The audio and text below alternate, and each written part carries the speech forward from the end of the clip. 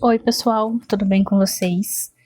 Depois de muita dificuldade, tô conseguindo vir aqui gravar para vocês os livros de fevereiro.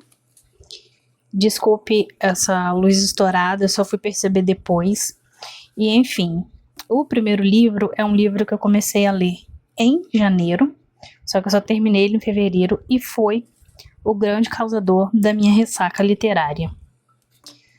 É uma ressaca tão forte que eu só tô conseguindo concluir a gravação desse vídeo agora, já em abril. Enfim, Os Leões da Sicília foi um livro que eu achei que eu ia gostar muito, só que ele foi uma leitura muito arrastada, porque ele não é realmente focado na família. Ele é mais histórico, só que ele é muito histórico, né? Ele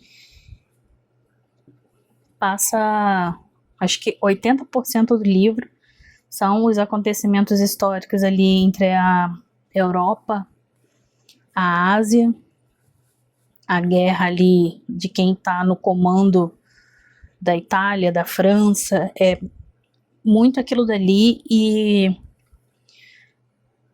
3 páginas de realmente ter o convívio da família, Fiore, Flore, agora nem lembro mais, e o restante é tudo sobre o governo deles lá, a monarquia.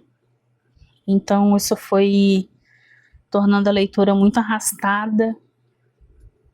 Eu tentava ali entrar porque quando aparecia os conflitos da família realmente era algo que prendia, mas era só um suspirozinho para poder fazer voltar a ler todos os acontecimentos históricos de 1800 e tanto. Então, se você gosta muito dessa coisa de acontecimentos históricos, é um livro que você vai gostar muito. Mas se você for como eu para saber sobre a família em si, não vai ser tanto assim que você vai encontrar, entende? É muito espaçado e tira o foco, me tirou a vontade de continuar lendo. Eu ainda tenho o segundo volume, não comprei o terceiro e nem sei se eu vou comprar depois dessa ressaca que me deu. Eu não sei nem se eu quero ler o segundo volume, eu tô pensando muito, porque se for para que eu fique do mesmo jeito que eu fiquei após a leitura desse livro, nem tão cedo eu vou chegar perto dele. A história ela inicia ali com um terremoto, né? Contando a história do Paolo e do Vincenzo, que eles moram em uma ilha muito pequena. Vê ali a convivência com a cunhada num lugar muito pequeno e eles querendo enriquecer, a cunhada não querendo deixar a casa dela porque é um dote que ela recebeu no casamento. Só que o marido faz pouco caso, ele quer uma vida grande igual o cunhado. Você vai vendo a forma, a dinâmica ali entre eles e o sufoco deles para conseguirem se firmar no mercado quando eles vão para Sicília. E como eles são tratados lá, porque eles não são vistos como mercadores, e sim pescadores, não tratam eles devidamente no início, e o quão seca é a relação deles em família, mas como eles são unidos para o trabalho, para conseguir fazer com que o nome deles cresçam, e a forma como as mulheres são tratadas também na época, como são feitos os casamentos, e vai realmente passando de geração em geração. Aí nesse primeiro livro a gente acompanha o Paolo e o Vincenzo, depois o Vincenzo ali no meio do casamento. Então, a gente acompanha duas 2 a 3 gerações dessa família. Só que realmente me pegou não ser tão focado assim neles, e sim mais na estrutura da história da Europa. O livro tem esse mapa inicial para você se situar na cidade.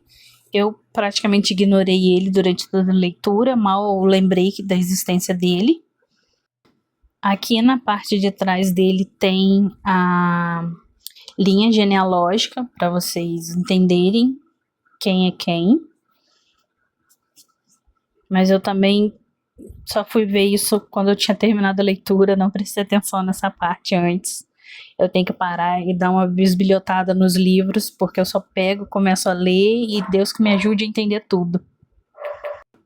Vou deixar aqui também para vocês darem uma pausa para pegar e ler a sinopse. E esse livro ele sempre inicia com um ditado siciliano. E como eu disse, eu fiquei um longo tempo ali de ressaca. Eu tentei reler alguns livros meus de conforto para que eu conseguisse finalmente concluir uma leitura. E isso aconteceu com No Coração da Bruxa. Esse livro eu já vinha tentando ler ele desde 2023, só que ele é de algo que eu não estou acostumada, que é mitologia nórdica. E ele se trata de uma bruxa muito antiga, que é a mãe dos 3 filhos que causam eu acho que é Ragnarok. Aí conta o envolvimento dela com o Loki. E isso que eu tô falando não chega a ser um spoiler, porque depois eu li que tá na sinopse do livro, porque eu comecei a ler e eu não tava entendendo muito bem o que estava acontecendo. E ela foi tendo gestações tão estranhas, de uma forma assim tão inesperada o livro para mim, que eu precisei ler a sinopse para poder entender o que estava acontecendo ali, para continuar a leitura do livro. E foi uma boa surpresa, foi uma boa leitura. Aliviou um pouco para mim a angústia, porque o mês de fevereiro já estava praticamente acabando e eu não conseguia concluir nenhuma leitura, por mais que eu tentasse pegar algum outro livro, algum e-book, eu não conseguia, mesmo lendo os meus livros conforto.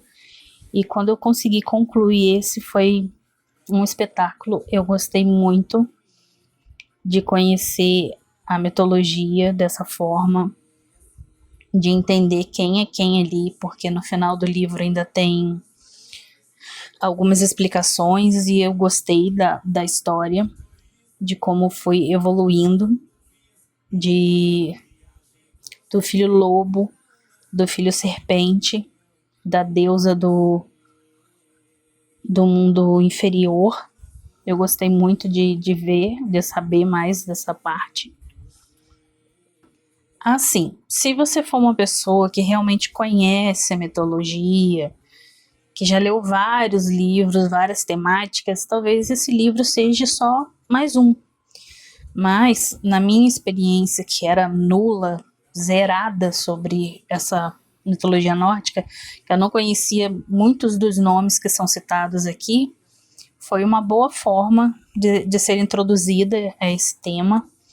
E eu gostei muito. Eu estava indo até que neutra na leitura, mas tem uma parte do livro que eu simplesmente, assim, desabei. Que era quando... Eu não sei se isso vai ser muito spoiler, mas tem uma parte aqui da criança, da primogênita, quando levam a menina embora. E assim, eu achei que eu fosse ter um troço de tanto que eu tava chorando. Assim, foram 3 frases que a menina diz que me desmontou por completo. Eu tô até com o olho lacrimejando de lembrar. E aquilo dali foi uma sacanagem da autora de colocar aquele trecho. Foi sacanagem sim dela. E eu chorei horrores nessa parte. Aí dá pra ver, o livro é dividido em 3 blocos. Eu gostei muito de toda a arte que envolve o livro. De como fica fácil de acompanhar, que me auxiliou também enquanto eu lia por causa dessa ressaca, então eu respirava entre um bloco e outro. E tem no final o sumário, os termos, que tem muitas palavras que são ditas ali que eu ficava um pouco confusa. Mas, de novo, como aconteceu com outro livro, eu só fui ver essas partes depois que eu concluí a leitura. Então, para mim não adiantou muito, mas para você que ainda não leu o livro, se você tiver essa edição, dá uma conferida ali no sumário para você pegar direitinho quem é quem, qual é a importância de tal Deus, de tal criatura, para poder já iniciar a leitura sabendo onde você está se enfiando. Olha, se eu tiver 3 edições de livros que sejam da Dark Side, eu acho que é muito. Mas são livros, assim, extremamente lindos. Eu fico besta com o capricho deles. E não é à toa que o livro costuma ser um pouquinho, né, mais caro. Mas realmente vale muito a pena. E vem tudo muito bem explicado quando são livros, assim, muito diferentes. E valeu a experiência. E como deu para perceber aí na gravação, eu fiz algumas linhas. Eu já tinha feito isso no ano passado, retrasado, não sei, mas eu resolvi fazer de novo para poder tentar manter a escrita um padrão, para não acabar bagunçado como ficaram algumas páginas anteriores a estas. Depois dele eu ainda fiz algumas releituras de alguns livros conforto, mas eu não incluo eles no meu caderno, porque realmente são releituras e eu não conto elas como leituras atuais. Então, ficou assim. Muito obrigada por ter assistido até aqui. Volte sempre, dê uma curtida, comenta o que vocês leram e muito obrigado. Tchau!